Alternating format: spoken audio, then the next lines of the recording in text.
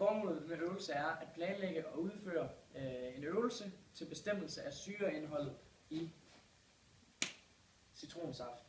Vi antager, at syren er citronsyre, og indholdet skal bestemmes både i stofmængdekoncentrationen og gram per liter.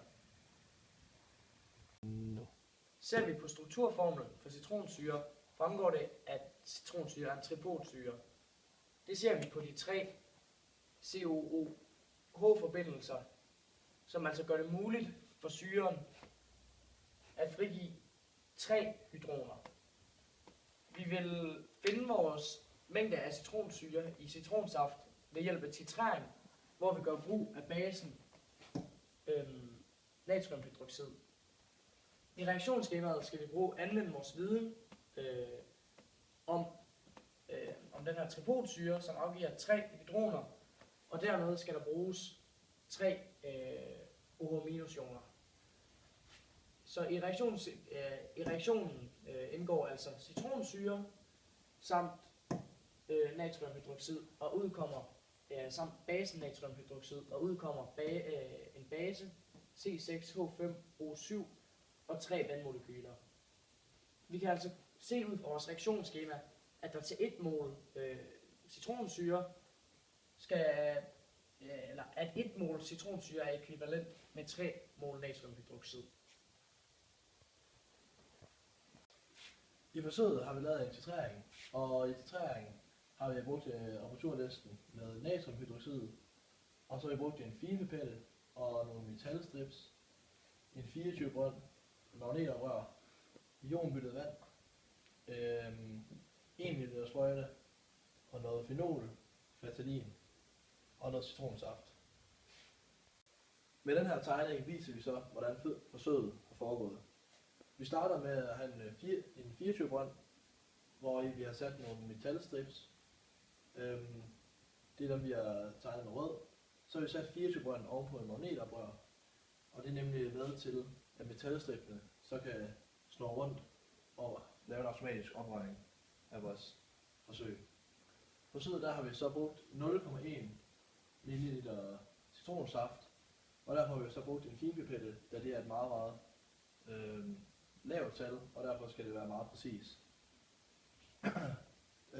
Hvorefter vi så har brugt en dråbe fenolflatalin i hver af de 6 brønde, som magnetstripsen også var i. Og derefter tager vi så vores 1 ml sprøjte, og så starter vi ved den første brønd, hvor vi så drypper en dråbe ad gangen. Når blandingen så har ramt sit ekvivalenspunkt, og den rødlige farve kommer til syne, kigger man så på den resterende mængde natriumhydroxid, som er i 1 liter sprøjten, og med det kan vi så bestemme mængden af citronsyre i citronsaften, når vi går videre til databehandlingen. Når forsøget så er helt færdigt, skyller vi så 24 brønd af med noget ionbyttet vand. Her har vi så resultaterne fra vores forsøg. A1 og A2 og A3, det er det, vi kalder de forskellige brønde, hvor vi har brugt 0,1 ml citronsaft og 1 dråbe indikator i. Og det nederste er skrevet her, det er resultatet af vores volumen af natriumoxid målt i milliliter. Så her har vi så det, vi har brugt for hver af de 1 liter sprøjter. For så at lave opgave 1, hvor vi skal beregne gennemsnittet af natriumhydroxid i opløsningen for forsøgene, har vi så taget alle 6 resultater plusset sammen og divideret med 6. Og det har så givet 0,96,16 ml som det gennemsnitlige resultat. Go! Anden opgave går ud på at beregne stofmængden af den tilsatte natriumhydroxid. Vi har en grundformel, der hedder volumen gange stofmængdekoncentrationen er lig stofmængden. Volumen er målt i liter, stofmængdekoncentrationen er målt i mol per liter, og stofmængden er målt i mol, eftersom at liter i volumen og stofmængdekoncentrationen går ud med hinanden. Vores volumen har vi fundet over fra opgave 1, hvor vi fandt gennemsnittet af natriumhydroxidopløsningen fra forsøgene. Koncentrationen var lige 0,1 mol per liter, hvilket giver os stofmængden 0,0009616 mol. I opgave 3 skal vi finde stofmængden for citronsyre i citronsaft. Og det kan vi kun gøre ved hjælp af det, vi sagde i teoriafsnittet, hvor vi opstillede det her reaktionsskema, hvor vi forklarer, at 1 mol citronsyre er ækvivalent med 3 mol natriumhydroxid. Så vi tager altså bare citronsyren og siger lige med natriumhydroxid, altså lige med den fundne stofmængde for natriumhydroxid, og så dividerer vi det med 3, som vi har gjort her, og så vil den her fundne stofmængde være det samme som citronsyren stofmængde. Så det her er også citronsyre. Opgave 4 går ud på at beregne stofmængdekoncentrationen for citronsyre. Vi gør igen brug af vores grundformel, der siger, at stofmængden lige volumen gange stofmængdekoncentrationen.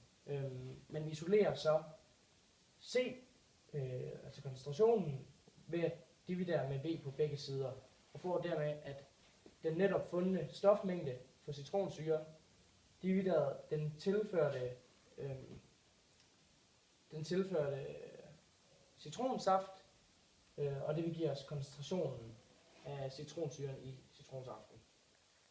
Hvilket vi har gjort her og fået resultatet af 0,3206 mol per liter. Ja. I opgave 5 skal man beregne massen for citronsyre i 1 liter citronsaft. Der skal vi så bruge formlen, der hedder massen er lige med molarmassen gange koncentrationen. Molarmassen finder vi så ved at gå ind i et periodesystem og tage de forskellige atomer, som er i citronsyre, og gange med antal atomer, man finder i 1 mol citronsyre. Når man så lægger alle resultaterne sammen, får man den samlede molarmasse, og det gange man egentlig bare med koncentrationen. Det gange med koncentrationen, og så får man facit her 61,6, og så grunden til, at det står i gram liter, det er fordi, når du går fra molarmassen, som står i gram liter, og koncentrationen, som står i mol liter, så går mol ud med mol, og så står det i gram liter. Opgave 6 går ud på at beregne den procentmæssige indhold af citronsyre i citronsaft og sammenligne med opløsninger fra nettet på 5%. Til det siger vi den netop udregnede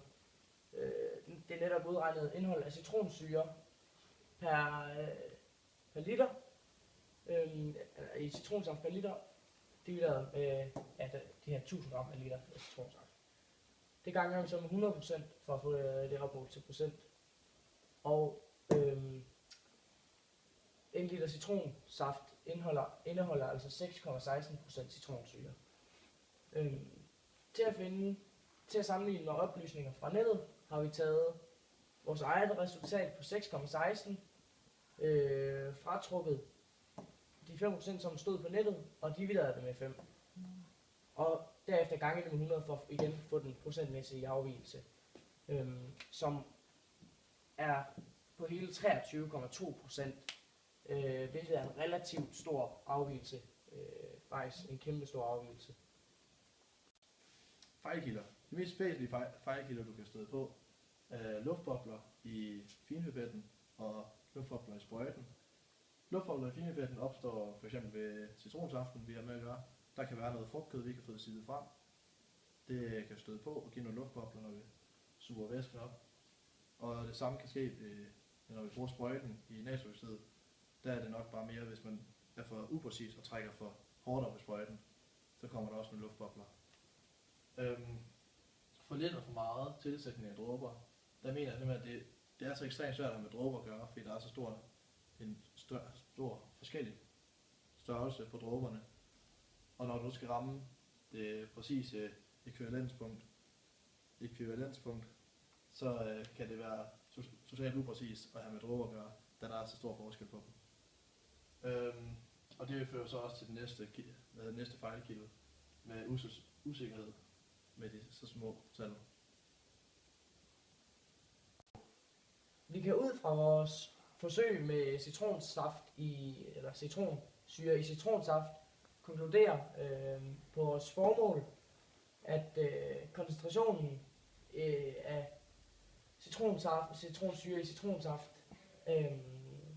er 0,3206 mol per liter, svarende til 61,6 gram per liter. Samtidig har vi også kunne konkludere, at fremtidige forsøg kræver